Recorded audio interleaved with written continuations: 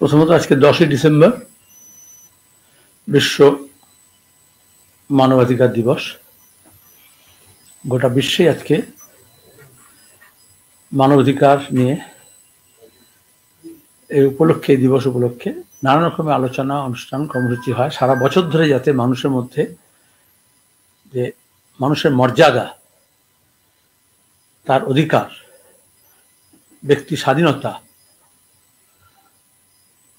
সমানাধিকার, সাম্যের কথা, সেখানে জাত পাত, ধর্ম, বর্ণ, ভাষা, লিঙ্গের নাম করে ভেদাভেদ নেই। এবং বিভিন্ন দেশে দেশে নিজের দেশের যে সংবিধান যে অধিকার দিয়েছে, সেটাতে সবাই সেই অধিকার সমানভাবে ভোগ করতে পারে, সেজন্য শপথ নেওয়া হয়। তাছাড়া ইউনিভার্সাল ডিক্লারেশন আছে। আমরা আমাদের দেশও দেখছি সেই ডিক্লারেশনে যা বলা হয়েছে, কিন্তু আমাদের এই রাজ্যে, আমাদের দেশে, পৃথিবীর আরো অনেক দেশ, প্রতিবেশী দেশগুলোর মধ্যে প্রতিদিন এই মানবাধিকার লঙ্ঘিত হচ্ছে। যখন জাত পাত, ধর্ম, বর্ণ, উপাসনা গৃহ, উপাসনা পদ্ধতি,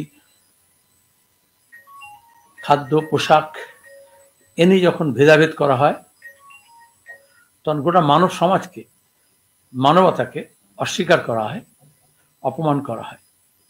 সেজন্য আজকে আমাদের শপথ নেওয়ার কথা যে সবার উপরে মানুষ সত্য এবং তার অধিকার সর্বজন গ্রাহ্য, এই বোধে যাতে আমরা উন্নীত হতে পারি। আমাদের বেশি দেশে আমরা দেখছি 4 মাস ধরে সেখানে রাজনৈতিক বিরোধিতার নাম করে ভিন্ন রাজনৈতিক মত, ধর্ম মতাবলম্বী হলে তাদের আক্রমণের নিশানা করা হচ্ছে। এই দক্ষিণ এশিয়ায় দীর্ঘদিন ধরে আমরা দেখছি মানবাধিকার কিভাবে লঙ্ঘিত হচ্ছে বিভিন্ন দেশে। সেই সব দেশে মানবাধিকার কর্মীরা কোথাও খুন হয়েছেন, কোথাও জেলে পড়ছেন, মিথ্যা মামলায় জর্জরিত হচ্ছেন। তাদের সবার প্রতি আমাদের সংহতি। আমাদের দেশে আমরা দেখেছি বিজ্ঞান মনস্কতার জন্য, প্রচারের জন্য খুন হয়েছেন, ইতিহাসের সত্য কথনের জন্য খুন হয়েছেন, স্বাধীন সাংবাদিকতা করার জন্য খুন হয়েছেন। আমরা পনসারে, গোবিন্দ পনসারে, ডাভোলকর এবং গৌরী লঙ্কেশকেও স্মরণ করি।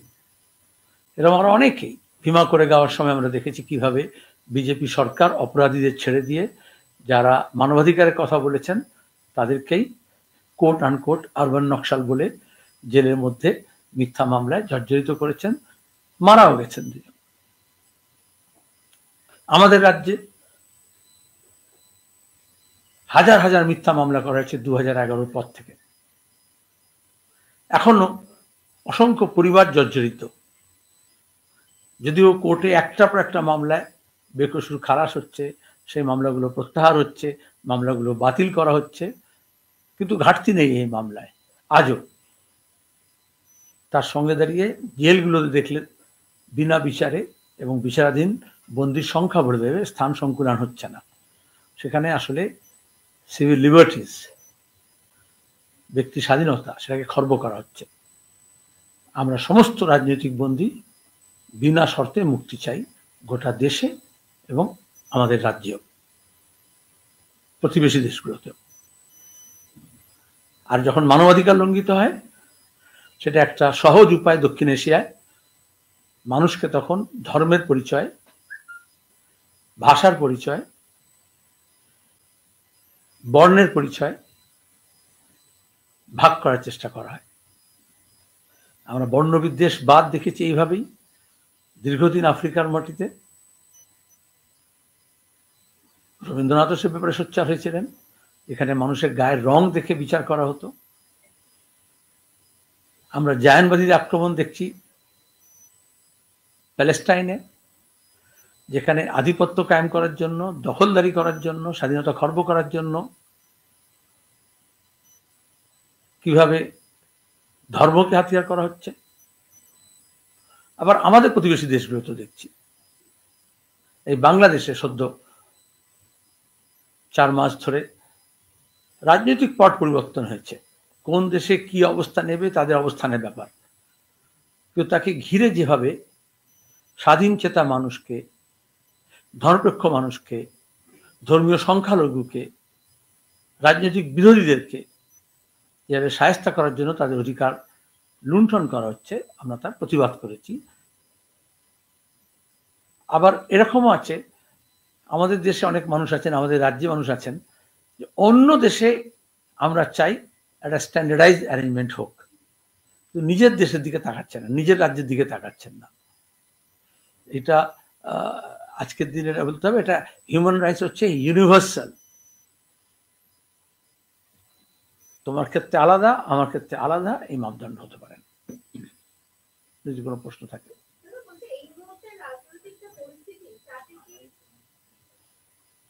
এখানে কর্ডলেস আছে না, প্রশ্নগুলো শুনতে হয়। ऑन करो ना, एक क्वेश्चन हो रहा है, ऑन करो।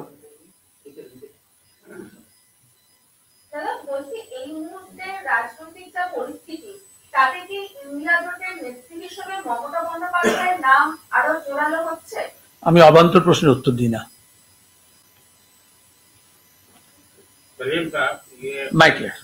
माइक दे दो।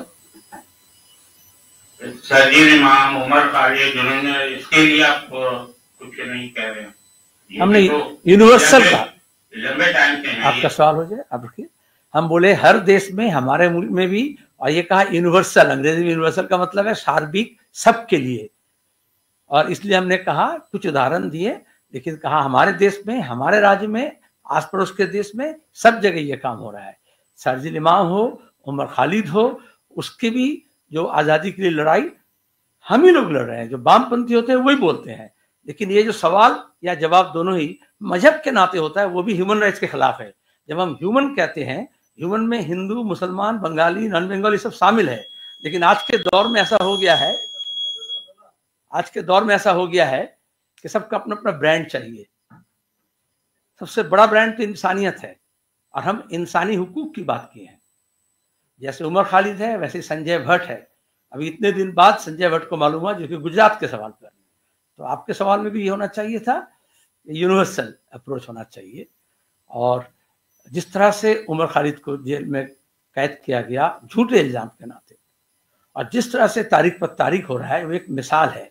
हमने यही कहा कि चाहे उत्तर प्रदेश में हो, चाहे बंगाल में हो, और आप जब दिल्ली देख रहे हैं तो थोड़ा बंगाल भी देखना चाहिए। हर जगह जो हुक्मरान तबका है, वो इंसानी हुकूक को पैर तले रौंद रही है। और उसके लिए अगर लड़ाई हो तो इंसानियत के नाते हो, वो कोई एक मजहब, एक जात, एक धर्म के नाम पर नहीं हो। वरना बांग्लादेश को लेकर के बीजेपी टीएमसी जिस तरह से खेल रच रही है यहाँ पे, जिस तरह से वहाँ के फंडामेंटलिस्ट रच रहे हैं, उसी का मिरर इफेक्ट है। वो हो जाएगा तो वो गलत हो जाएगा, तब कोई इंसान नहीं रहेंगे। तब आप ढूंढेंगे हिंदू और मुसलमान को, बंगाली और बिहारी को।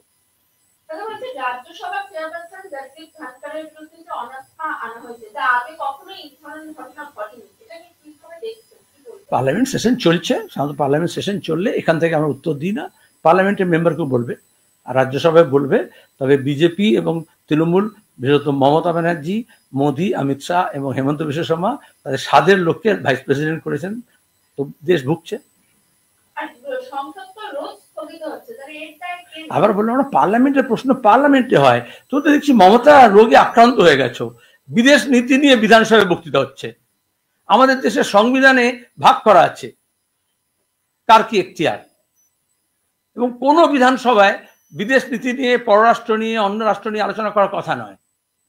এগুলো সাংবাদিকরাও বলে না, খবরও ছাপছে, বলছেও, আমাদের কি সাংবাদিকরা প্রশ্নও করছে। সুতরাং এগুলো এখতিয়ার আছে। পশ্চিমবঙ্গে কোনো ঘটনা ঘটছে না, পয়লা চার্জশিট নিয়ে কোনো প্রশ্ন নেই তোমার কাছে, কিভাবে দীর্ঘদিন তারিখ পে তারিখ হচ্ছে, কাকুকে নিয়ে কিরকম তামাশা হচ্ছে, কালীঘাটের কাকুকে নিয়ে, কালীঘাটের ভাইপোর জন্য সিবিআই কিরকম বকা খাচ্ছে কোর্টের কাছে, এগুলো প্রশ্ন নেই। তাকে একটু আশপাশে আমাকে প্রশ্নগুলো করতে হবে, তাহলে প্রশ্নগুলো করি। আমি প্রশ্নের সুযোগ দিলাম যে আপনার কাছে কি প্রশ্ন আছে আপনারা করুন, তা তুমি সব ব্যাপার আমি বলিতে পারতাম। বলুন, যদি কোনো অবান্তর নয়। আজকের দাঁড়িয়ে কলকাতায় পশ্চিমবঙ্গের নিরিখে যদি কোনো প্রশ্ন থাকে বলুন।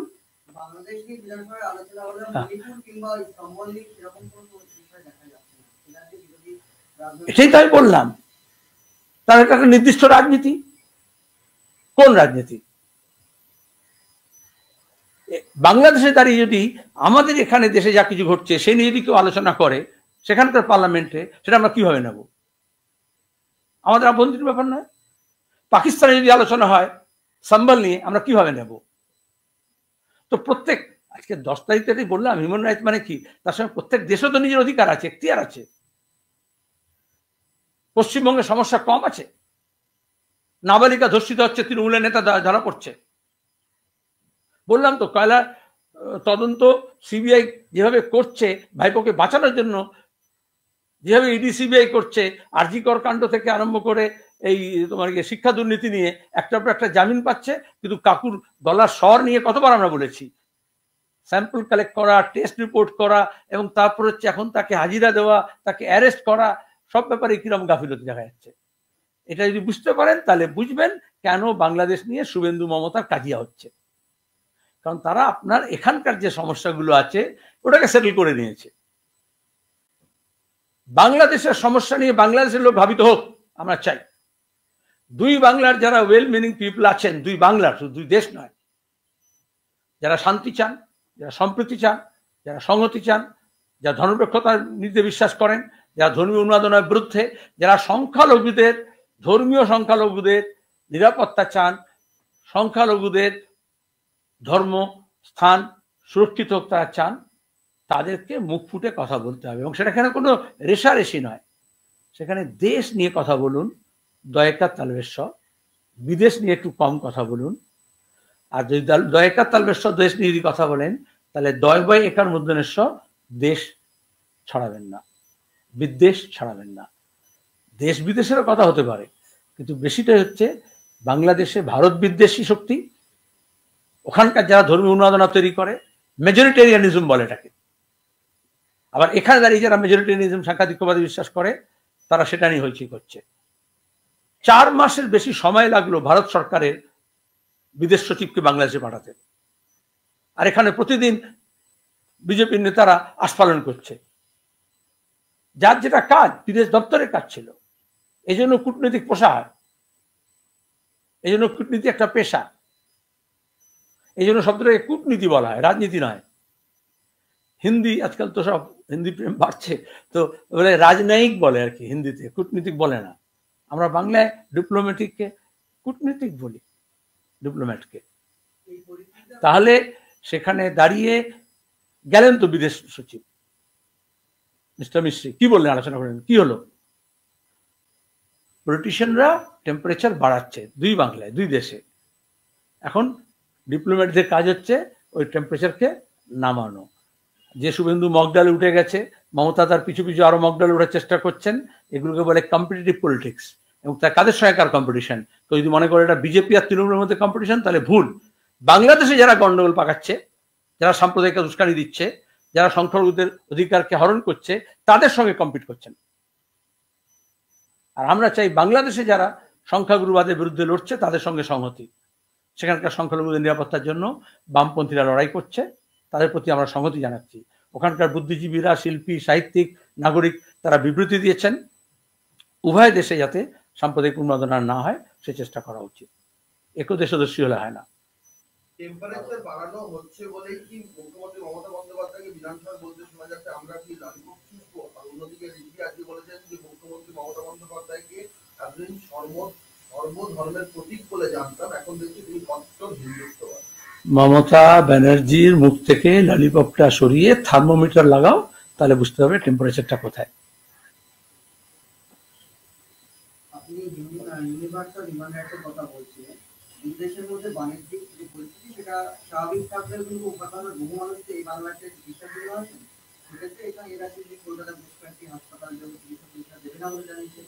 আপনার বিভিন্ন জেলায় বাংলাদেশ আবার জেলাগুলিতে কলকাতাতে বহু জায়গায় আপনার হোটেলের বাংলাদেশে না থাকার একটা প্রবণতা দেখা যাচ্ছে। এই বিষয়টা রাজনৈতিক কোনো মনোভাব রয়েছে? মাইকটা তোমাকে ব্যবহার করছে না। হ্যাঁ, মালদা তো প্রশ্ন আছে। মালদা উত্তরবঙ্গের একাধিক হোটেল ইউনিয়ন তারা ইতিমধ্যে বিজ্ঞপ্তি জারি করে জানিয়েছে যে কোনো বাংলাদেশিকে তারা হোটেলে থাকতে দেবেন না বা ভাড়া দেবেন না। এক্ষেত্রে বহু স্টেটমেন্ট উঠে আসছে যে যারা এখানে এই মুহূর্তে চিকিৎসা করাতে এসছেন তারা অনেকেই না থাকতে পেরে তাদেরকে ফিরে যেতে হচ্ছে। ভালো, এই প্রশ্নের মধ্যে উল্টো দিকের বিষয়টাও দেখার প্রবণতা আছে, ভালো লাগছে আমার, সাধুবাদ লাগছে। হিস্ট্রি যখন তৈরি করা হয়, ঘৃণা যখন তৈরি করা হয়, বিদ্বেষ যখন ছড়ানো হয়, তখন একদেশদেশী হয়, একদিকে দেখে আর কি। তোমাদের মনে আছে যখন প্রথম এখানকার সংখ্যালঘু তরুণদেরকে এই দেশে গ্রেপ্তার করা হচ্ছিল এবং সঙ্গে সঙ্গে মিডিয়া দিয়ে ট্যাগ দেওয়া হচ্ছিল এরা হচ্ছে সব টেরোরিস্ট, তখন বিজেপির এটা কমন স্লোগান ছিল বজরং দলের, কোনো উকিল তাদের পক্ষে দাঁড়াবে না। বলা হতো না ওটা একটা হিউম্যান রাইটস বিরোধী, আসলে ওটা হিংসা ছড়ানোর জন্য। এখনো মাঝে মধ্যে বলা হয় দোকান থেকে কিনবেন না, ফলওয়ালা থেকে ফল কিনবেন না। রাজস্থান, গুজরাট, উত্তরপ্রদেশ হয়ে এখন পশ্চিমবঙ্গে পর্যন্ত এসছে, ঘর ভাড়া দেবেন না। বাংলাদেশ তো পরের কথা, এইখানে দাঁড়িয়ে বলা হয় না ধর্মীয় সংখ্যালঘু বলে তাকে ঘর ভাড়া দেবেন না। এগুলো হচ্ছে হিংসা এবং বিদ্বেষ ছড়ানোর জন্য।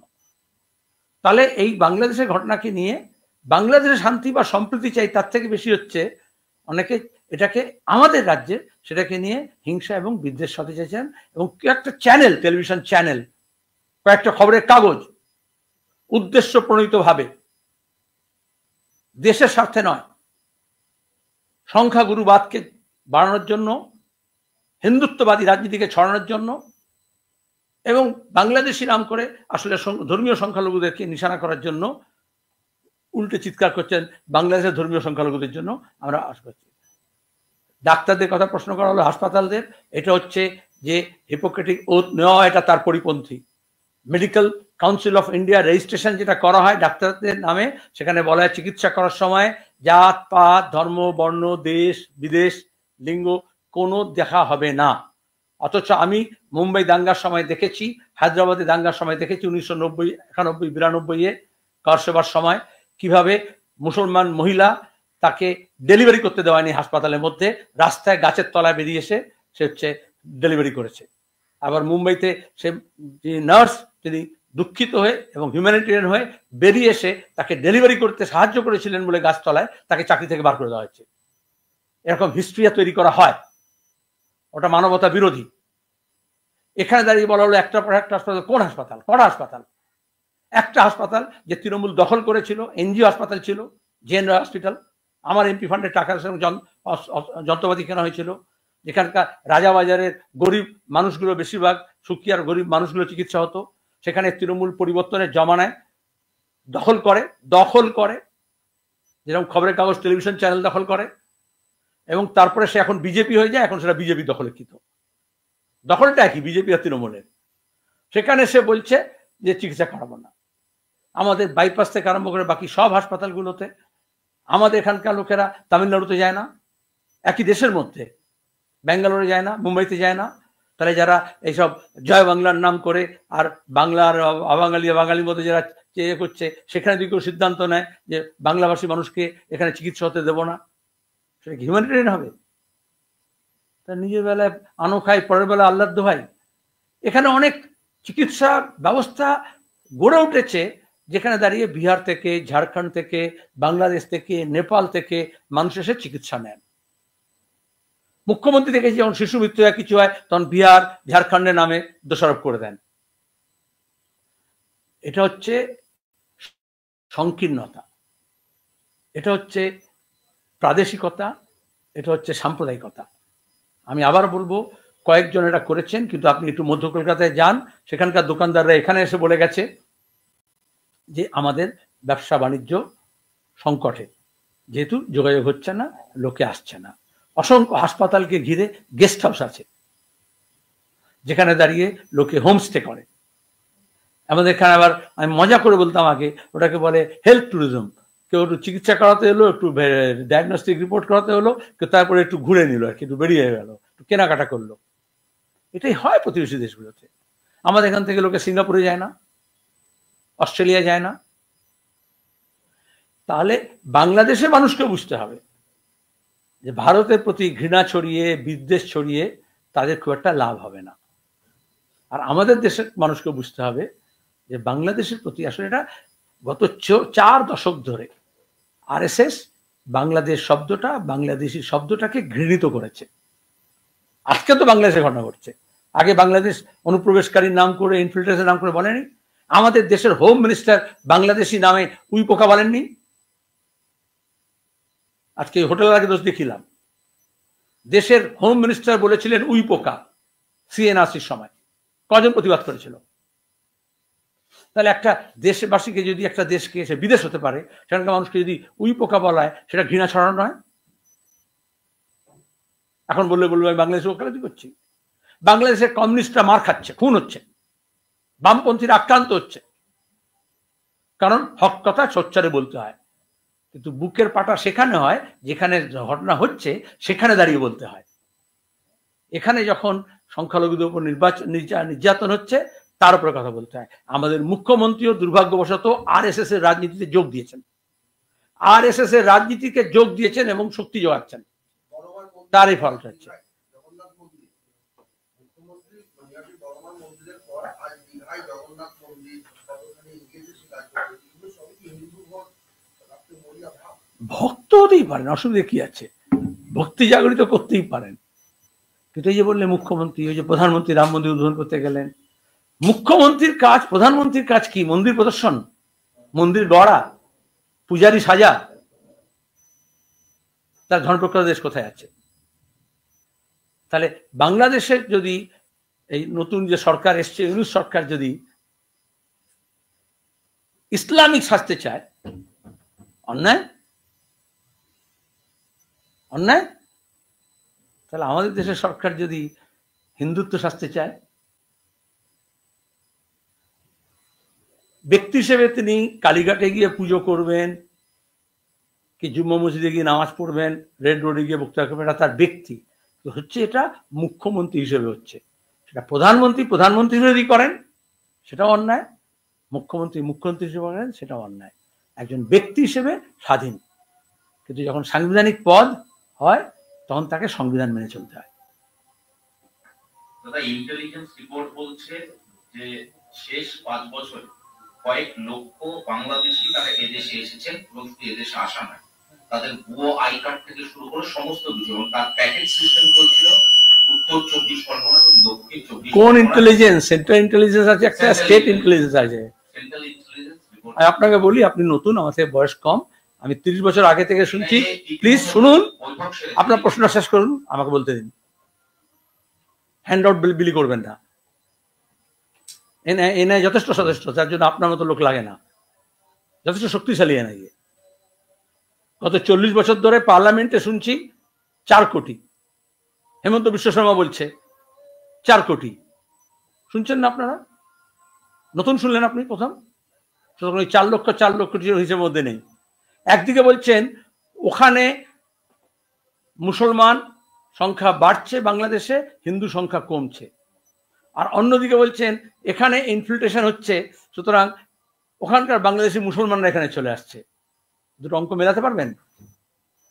তাহলে তো ওখানে যদি হিন্দু সংখ্যা কমে, তাহলে এখানে ইনফিল্ট্রেশনে হিন্দু বেশি। এই জন্য আসামে এখন বেশি বলছে না। ওই যে এনআরসি করার পরে দেখা গেছে কত লক্ষ, এখন আর বলছে না, আবার এখানে এখন বলছে। এগুলি প্রশ্ন করার বিষয়। দেশের সরকার কি করছে? বর্ডারে কি করছে? যখন আদবানি, এখন নাম ভুলে গেছে, সেকেন্ড আয়রন ম্যান যখন হোম মিনিস্টার ছিলেন, তখন থেকে আমরা বলছি সীমানায় বিএসএফ পাহারা দিচ্ছে।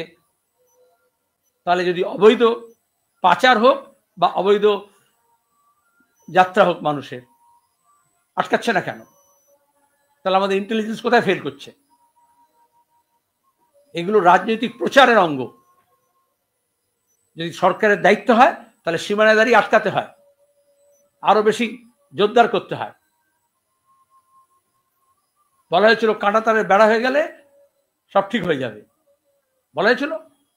তারা কাঁটাতারের বেড়ার পরেও কি করে আসছে সংখ্যা? তারা সীমানা ঠিক মতো পাহারা হচ্ছে না, এবং কাঁটাতারের বেড়া দেওয়া হয়েছে সীমানা থেকে ভেতরে ঢুকে। তাহলে কাঁটাতারের বেড়া দিয়ে বিএসএফ দিয়ে বাংলাদেশ আটকানো হচ্ছে না, বাংলাদেশে আটকানো হচ্ছে না, কিন্তু আমাদের দেশের কৃষকের উপর অত্যাচার করা হচ্ছে। সীমানায় যারা আছে সীমাবর্তী গ্রামে, তারা গিয়ে গেট খুলছে 3 ঘন্টার জন্য, 4 ঘন্টার জন্য, যাচ্ছে, কাজ করছে, চাষ করছে, ফসল লুট হয়ে যাচ্ছে, চুরি হয়ে যাচ্ছে, গবাদি পশু চুরি যাচ্ছে, সেগুলো দেখার লোক নেই। তাহলে বিএসএফ এর কাজ হচ্ছে, হোম মিনিস্টারের কাজ হচ্ছে, এবং রাজ্য পুলিশেরও কাজ হচ্ছে সীমানায় আরো বেশি ঠিক মতো পাহারা যাতে বসে, আর গ্রামের মধ্যে যাতে, আমাদের দেশের গ্রামের মধ্যে যাতে বিএসএফ এর জুলুম না হয়। একটা অন্য বিষয়েও কেন্দ্রীয় গোয়েন্দা সংস্থার কাছে তথ্য, রাজ্য পুলিশের ভূমিকা নিয়ে প্রশ্ন উঠছে যে মে মাসে বাংলাদেশের নিষিদ্ধ জঙ্গি সংগঠনের 2 সদস্য এ রাজ্যে এসেছিলেন, মালদা মুর্শিদাবাদের বৈঠক করেছেন। তাহলে সেক্ষেত্রে এই বিষয়গুলো রাজ্য পুলিশ প্রশাসন কেন সেই তথ্যগুলো পাচ্ছে না? কেন্দ্রীয় গোয়েন্দা সংস্থা রাজ্য পুলিশও জানে, আমাদের রাজ্যের মিডিয়াও জানে, কিন্তু তারা জোর করে না। দিল্লি থেকে বললে তবে খবর হয়, নাহলে খবর করে না। পরিষ্কার বলছি তো, আমি নিজে বলেছি লোকসভা নির্বাচনের সময় বাংলাদেশ থেকে আজকে যারা চিৎকার করছে মৌলবাদী, ওখানকার মৌলবাদী নিয়ে, তারা তো এখানে এসেছিল। কেন কেন্দ্র সরকার আরো করেছে তখন? এখন বলার জন্য। কেন রাজ্য সরকারকে বলেনি? একজনকে গ্রেপ্তারও করা হয়েছিল, কেন কোনো মিডিয়া খবর দেয়নি? দেওয়া হয় না, কারণ উভয় দেশেই যারা মৌলবাদী শক্তি, যারা সাম্প্রদায়িক শক্তি, তাদের এখন বোলবালা চলছে, আর তাদের বেশিরভাগ মিডিয়াকে কন্ট্রোল করে। এই জন্য মিডিয়া ভার্সনও হচ্ছে এরকম কালার্ড। একটা বিষয় গত কয়েকদিন ধরে আজকের আলিপ্রসাদ যাদব, জগনমোহন রেড্ডি, অরবিন্দ কেজরিওয়াল হঠাৎ করে বলতে শুরু করেছেন যে তারা ইন্ডিয়া জোটের নেত্রী হিসেবে মুখ্যমন্ত্রী মমতা বন্দ্যোপাধ্যায়। আমি আগে বলেছি, একটা প্রশ্ন করেছিল একজন, তুমি ওরকম উত্তর চাইছো? তা তুমি অবান্তর কথা বলে এটা জানছো? এখানে ইন্ডিয়া জোট নেই, পশ্চিমবঙ্গে আছে। এখানে লালু যাদবও নেই, অরবিন্দ কেজরিওয়ালও নেই। তা তুমি সরাসরি সিপিএমকে প্রশ্ন করো, সিপিএম এর। Any question? কয়েকদিন আগে আপনি সংবাদমাধ্যমকে বলেছিলেন যে নতুন করে নির্বাচন কমিশনে একটা পার্টি, রাজনৈতিক দল যেটা আবেদন জমা করেছে, যারা ঠিক বামপন্থী হিসেবে তারা উঠে আসতে চাইছে। তুমি হাফ বললে, আমি হাফ বলিনি, হাফটা তুমি যুক্ত করেছো। নির্বাচন কমিশনের কাছে যে কোনো মানুষ, যে কোনো গোষ্ঠী, তারা রাজনৈতিক নতুন দল তৈরি করার জন্য এরকম শয়ে শয়ে দরখাস্ত জমা পড়ে। এটা ঠিক বলেছ, আমি বলেছি, এটাও ঠিক বলেছ। তারপরে মিডিয়ার কাজ হচ্ছে নির্বাচন কমিশনের কাছে গিয়ে জানা যে কোন কোন আবেদন পড়েছে, কবে পড়েছে, তাতে কাদের নাম আছে। ইনভেস্টিগেটিভ জার্নালিজম এটাকে বলে। সেটা তারা এক্সপেক্ট করছে আমি সে নামগুলো যাতে বলে দিই। আর আমি বলেছি এটা ফেক বামপন্থী নয়, আমি সব এরকম শব্দ ব্যবহার করি না। সুডো সেকুলারিজম, ফেক বামপন্থী, এগুলো কিছু দল আছে যারা আগমার্কা দল হতে চায়, বামপন্থী, বা যারা একেবারে খাঁটি সাম্প্রদায়িক রাজনীতি করে, তারা এইসব শব্দগুলো বলে। ফেক নিউজ হয়, ফেক পোস্ট হয়, ফেক বামপন্থী আবার কি? যেটা আমি বলি সেটা হচ্ছে, আবার বলছি আপনাদের সামনে, ভোট আসলেই বিজেপি এবং তৃণমূলের মধ্যে, আমি তো নাম করে বলছি, সেটা তখন বলিনি, বিজেপি এবং তৃণমূলের মধ্যে এমন অনেক নেতা নেত্রী থাকেন যাদের দম বন্ধ হয়ে যায়, অক্সিজেন স্যাচুরেশন কমে যায়, নিঃশ্বাস নিতে পারে না, তখন নিঃশ্বাস নেওয়ার জন্য তারা অক্সিজেন সিলিন্ডারের বদলে বিজেপি থেকে তৃণমূলে যায়, তৃণমূল থেকে বিজেপিতে যায়। এবারে তাদের মধ্যে কয়েকজন, এর আগে হয়েছে, 2016 নির্বাচনের আগে হয়েছে, তৎকালীন তৃণমূলের কোট আনকোট সর্বভারতীয় সাধারণ সম্পাদক তার ঘনিষ্ঠদের দিয়ে একটা দল রেজিস্ট্রি করেছিলেন। রেজিস্ট্রি করা মানে সেটা চলে আসবে তাকে মানে, আর দলটা যদি সামনে আসে তবে তো বামপন্থী দক্ষিণপন্থী বোঝা যায়। দলের ঘোষণা কি, কাজ কি, তার থেকে আমি আগে থেকে কি করে বলবো নাম দেখে? সুতরাং এই জন্য ফেক বা সঠিক কিছু বলিনি। এটা আমি বলেছি যে এরা দুটো কাজে লাগায় এরকম, ওই অতীত অভিজ্ঞতা থেকে 2016 অভিজ্ঞতা থেকে। এক, অন্য দলের সঙ্গে বার্গেন করার জন্য, আমি চললুম বাপের বাড়ি থেকে শ্বশুর বাড়ি, শ্বশুর বাড়ি থেকে বাপের বাড়ি, তাহলে তখন বলে হ্যাঁ বোঝাচ্ছি একটু কি চাস, কতটা চাস, এটা লেনদেনের ব্যাপার হয় প্যারেন্ট পার্টির সঙ্গে। আর একটা হচ্ছে যদি প্যারেন্ট পার্টি এই ব্ল্যাকমেলের শিকার না হয় তাহলে একটা প্লাঙ্ক ঝাঁপানোর জন্য একটা জায়গা তৈরি করে। হাই জাম্প হয় যখন স্কুলে দেখবে, এখন স্পোর্টসের সময় আসবে, তখন একটু মাটি খুঁড়ে একটু বালি রাখা হয় যাতে লাফালে বেশি আঘাত না লাগে। সুতরাং যখন এই ঝাঁপাবে তার জন্য একটা একটু বালি মাটি প্রস্তুত করছে। আমি এটা মাটি মাফিয়া বা বালি মাফিয়ার জন্য বললাম না, কিন্তু ওরাই সাধারণত করে। যেটা বললেন 2016 আগে হয়েছিল, এখানেও কি কোট আনকোট এরকম কেউ তার মাথায় আছে বলে আপনার কাছে কোনো? না, আমার কি মাথা খারাপ হয়েছে? আমি কোট আনকোট সর্বভারতীয় সাধারণ সম্পাদক তৃণমূলের তৎকালীন কেন বললাম? না, সেটা 2016-তে। আমি তৎকালীন বলেছি, এবার তুমি তার মধ্যে সমসাময়িকতা খোঁজো। আজ সুপ্রিম কোর্টে আর্টিকল মামলার শুনানি ছিল। সেই শুনানিতে সন্দীপ ঘোষ এবং অভিজিৎ মণ্ডল এই দুজনের বিরুদ্ধে সিবিআই চার্জশিট পেশ করতে পারছে না, কারণ তারা সরকারি কর্মচারীর অনুমতি নিয়েছে না। বিষয়টা তুষার মেহতা উল্লেখ করেন, সুপ্রিম কোর্টের নজরে আনে। কপিল সিব্বল সেখানে দাঁড়িয়ে বলেন যে তারা নোটিশ পাননি। কিন্তু ইতিমধ্যেই তো নিম্ন আদালতে বিষয়টা নিয়ে একাধিকবার আলোচনা হয়েছে, একাধিক শুনানিতে, যে রাজ্য সরকার কেন অনুমতি দিচ্ছে না। সেখানে কপিল সিব্বল সুপ্রিম কোর্টকে বলছেন যে নোটিশ পাননি। আপনার প্রশ্নের মধ্যেই এই যে কেন্দ্রীয় এজেন্সি এবং পশ্চিমবঙ্গের সরকারের মধ্যে লুকোচুরি খেলা হচ্ছে সেটা স্পষ্ট হয়েছে। বাংলা মানুষ এটা বোঝা উচিত, গোটা দেশের মানুষকে বোঝা উচিত। ইডি সিবিআই চার্জশিট ফাইল করতে পারছে না কারণ রাজ্য সরকারের কাছ থেকে অনুমতি পায়নি, আর রাজ্য সরকারের উকিল বলছে আমরা এরকম অনুমতি পাইনি। তাহলে হয় বিজেপি নাহলে তৃণমূল, একজন তো লুকোচুরি খেলছে। কিন্তু আপনি ছোটবেলা থেকে যদি লুকোচুরি খেলে থাকেন তা আপনি জানবেন একজনে খেলা হয় না লুকোচুরি। কেউ লুকোয়, কেউ খোঁজে, এবং সেটা বাই টার্ন হয়। গরু পাচার থেকে, কয়লা পাচার থেকে, সারদা কেলেঙ্কারি থেকে, নারদা কাণ্ড থেকে, শিক্ষক নিয়োগের দুর্নীতি থেকে, আরজিকর কাণ্ড। তাহলে লুকোচুরি হচ্ছে বিজেপি আর তৃণমূলের মধ্যে, আর উকিলদের শুধু মোটা টাকার অঙ্কের অ্যাকাউন্টে টাকা জমা হচ্ছে রাজ্যের টাকা থেকে। ধন্যবাদ। চিকিৎসকেরা বলছেন যে মামলার পরবর্তী ম্যাকটা দিয়ে দিন, আরেকজন প্রশ্ন করছে।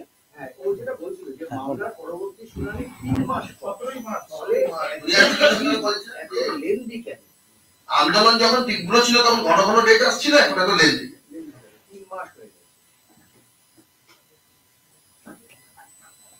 প্রশ্ন করুন। সেটা হচ্ছে যে আজকে যেটা হয়েছে যে 3 মাস বাদে আবার মামলাতে, এবার সুপ্রিম কোর্টের প্রথম দিকে যেরকম মোটিভ ছিল তাদের মনে হচ্ছিল যে খুব দ্রুত তারা মামলাটা করে ফেলতে চান, কিন্তু এখন দেখা যাচ্ছে কখনো 1 মাস, এখন 3 মাস হয়ে যায়। নতুন পরিষ্কার কথা, তৎকালীন চিফ জাস্টিস, এখন অনেক কিছু তথ্য বেরোচ্ছে, সুমোটো কেন সুপ্রিম কোর্টে কোলে নিলেন মামলাটা। হাজার হাজার মানুষ নিম্ন আদালত থেকে সর্বোচ্চ আদালত পর্যন্ত আবেদন নিবেদন করেন তার মামলার যাতে শুনানি হয়। কেউ বলেনি সুমোটো মানে স্বতঃপ্রণোদিত। সেদিন আমরা বলেছিলাম ডাল মে কুছ কালা হ্যায়। আপনাদের প্রশ্নের মধ্যে এটা বেরিয়ে এলো, যখন আন্দোলন তীব্র ছিল তখন ঘন ঘন তারিখ হচ্ছিল, আর এখন লম্বা তারিখ। তাও তো বলে এবার 3 মাস হয়েছে, এবং খুব সম্ভবত এরপরে, আমি পরিষ্কার বলছি, যদি আদালত অবমাননা হয় তাতে আমার কোনো পরোয়া নেই। 2026-এর বিধানসভা নির্বাচনের পরে ডেট করতে পারে। এদিকে সেই পরিবার, নির্যাতিতার মা বাবা, তারা অপেক্ষারত, তারা নাজেহাল হচ্ছেন। আর 2 হচ্ছে যারা আন্দোলন করছিল, জুনিয়র ডাক্তার হোক, সিনিয়র ডক্টরস হোক, সাধারণ মানুষ হোক, এই প্রতিবাদী মঞ্চগুলো হোক, আমরা যারা চাইছি বিচার হোক, তাহলে এখন তাদের কাছে এছাড়া অন্য কোনো গতি নেই। ওরা যদি লম্বা লম্বা তারিখ দেয়, আমাদের আরো লম্বা লম্বা পা ফেলে আরো আন্দোলনকে তীব্র করতে হবে। বিচার চেয়ে পাওয়া যায় না, বিচার ছিনিয়ে আনতে হবে। মুখ্যমন্ত্রী গতকাল, আমি বাংলাদেশ মুখ্যমন্ত্রী গতকাল বলেছেন যে আমরা কি ললিপপ চুষব, তার প্রত্যুত্তরে আজকে ওখানকার একজন আমলা বলেছেন যে মুখ্যমন্ত্রী ঘোষণা হয়েছে, উনি জেনে রাখা উচিত আমরাও আমলকি খাবো। অর্থাৎ একদিকে ললিপপ, পাল্টা জবাব হচ্ছে আমলকি খাবো বাংলাদেশে। এটা তো নাটকের স্ক্রিপ্ট একদম কমপ্লিট। এইভাবে তো ডায়লগ বাজি হয়, হিন্দি সিনেমায় হয়, পুষ্পা 1-এ হয়েছিল, পুষ্পা 2-তে হচ্ছে। এটা আসলে স্ক্রিপ্টেড। আমাদের দক্ষিণ এশিয়াকে ব্যতিব্যস্ত করার জন্য, এখানকার মানুষের মধ্যে ঐক্য ভাঙার জন্য, পশ্চিম এশিয়াতে যা ঘটছে তার পরবর্তী লীলাক্ষেত্র এই দক্ষিণ এশিয়া। আন্তর্জাতিক চক্র আছে তার মধ্যে, বিদেশি এজেন্সি আছে। আর বাংলাদেশ হোক, ভারত হোক, পাকিস্তান হোক, শাসক শ্রেণী, শাসক দল, এই বাংলার বুকে হোক, হিলারি ক্লিন্টন এমনি এমনি উড়ে এসে জুড়ে বসেননি। রেজিম চেঞ্জের নাম করে যখন মমতা ব্যানার্জি মুখ্যমন্ত্রী হন, আর মমতা ব্যানার্জি এমনি এমনি কজনের জন্য, একমাত্র হোম মিনিস্টার অমিত শাহ ছাড়া, হিলারি ক্লিন্টনের জন্য ওপর থেকে নিচে নেমে এসেছিলেন তাকে গাড়ির দরজা থেকে তুলে নিয়ে যাওয়ার জন্য। আজকে যাই সিরিয়াতে হচ্ছে, লিবিয়াতে যা হয়েছে, ইজিপ্টে যা হয়েছে, ইরাকে যা হয়েছে, আফগানিস্তানে যা হয়েছে, এমনি এমনি হয়? এখানে যেমন মনে করা হয় পশ্চিমী দুনিয়া, এটা বোধহয় ইসলাম আর খ্রিস্টানের মধ্যে হচ্ছে লড়াই। পশ্চিমী দেশগুলো, ইউএস, ইউকে, ফ্রান্স, আর সেখানকার আল কায়দা, আইসিস সিরিয়ায় সব এক লাইনে দাঁড়ায়নি রেজিম চেঞ্জের নাম করে? তাহলে আমাদের এখানেও, বাংলাদেশেও ধর্মীয় উন্মাদনা যারা তৈরি করছে, বুঝতে হবে তাদের টিকি কোথাও ধরা আছে। এটা মমতা ব্যানার্জি বলছেন না, এটা ওই আমলকি বলা আমলা বলছে না, এটা হচ্ছে কোথাও থেকে আওয়াজ আসে, স্ট্রিং পুল হয়, আর তারপর এই ধরনের ডায়লগবাজি করে আসলে এখানকার মানুষকে জাত পাত, ধর্ম, বর্ণ, দেশের নাম করে রণংদেহী ভাবে সাজানোর চেষ্টা করা হচ্ছে। তাহলে ওখানকার মৌলবাদী শক্তি, ওখানে এখন যে সরকার বসেছে তারা নির্বাচনে করে বসেনি, এইভাবে আন্তর্জাতিক বিভিন্ন স্ট্রিং পুলিং এর জন্য হয়েছে এসছে। আমাদের কাছে একজন বাঙালি হিসেবে, পশ্চিমবঙ্গবাসী হিসেবে এটা বুঝতে হবে, বঙ্গোপসাগর, চট্টগ্রাম, ভারত উপমহাদেশ, ভারত মহাসাগর, তাকে সাম্রাজ্যবাদীদের লীলাক্ষেত্র তৈরি করার জন্য এই ধরনের হিন্দু এবং মুসলমানের নাম করে, জাতপাতের নাম করে, ধর্মবর্ণের নাম করে, ভাষার নাম করে, দেশের নাম করে একদিকে প্রেম ছাড়ছে, আর প্রেমটা হচ্ছে কোথাও ওয়াশিংটনের সঙ্গে, কোথাও সৌদির সঙ্গে। এটা যদি আমরা না বুঝি, তাহলে জিও পলিটিক্যাল সিচুয়েশন যদি না বুঝি, ভূ রাজনৈতিক ব্যবস্থা যদি না বুঝি, তাহলে গত 50 বছর ধরে যেভাবে প্রগতিশীল শক্তি, ধর্মনিরপেক্ষ শক্তিকে নষ্ট করা হয়েছে পশ্চিম এশিয়ায় পরিকল্পিতভাবে, কখনো খুন করা হয়েছে, কখনো রেজিম চেঞ্জের নাম করে, কখনো অভ্যুত্থান করা হয়েছে। আজকে যারা বাংলাদেশে যা চিন্তিত, কটা কথা বলেছিল যখন নাজিবুল্লাহকে আফগানিস্তানে মুজাহিদিনরা ধরে ইউএন এম্বাসি থেকে বার করে নিয়ে এসে ফাঁসি দিয়েছিল এই ভারত উপমহাদেশে। আজকে কেন ভারতের নেতৃত্বে সার্ককে গুলিয়ে দেওয়া হলো? কেন সার্ক নেই? কেন অ্যাসেম্বলি বাংলাদেশকে আলোচনা করতে হচ্ছে? কেন 4 মাস পরে বিদেশ সচিবকে যেতে হয়েছে ঢাকায়? কেন বিদেশ মন্ত্রীকে মালদ্বীপে যাওয়া হলো, যেতে হলো কয়েক বছর পর, যখন গোটা ভারত বিদ্বেষী ব্যাপার শুরু হয়ে গেল মালদ্বীপে? তাহলে ভারত সরকারকেও তার বিদেশ নীতি সম্পর্কে, ইমিডিয়েট যে নেবার্স দেশগুলো আছে তাদের সম্পর্কে তাকে রিলুক করতে হবে। আর আমাদের প্রতিবেশী দেশগুলোতে মানুষগুলোকে বুঝতে হবে যে কার সাথে রাজনীতি হচ্ছে। ধন্যবাদ।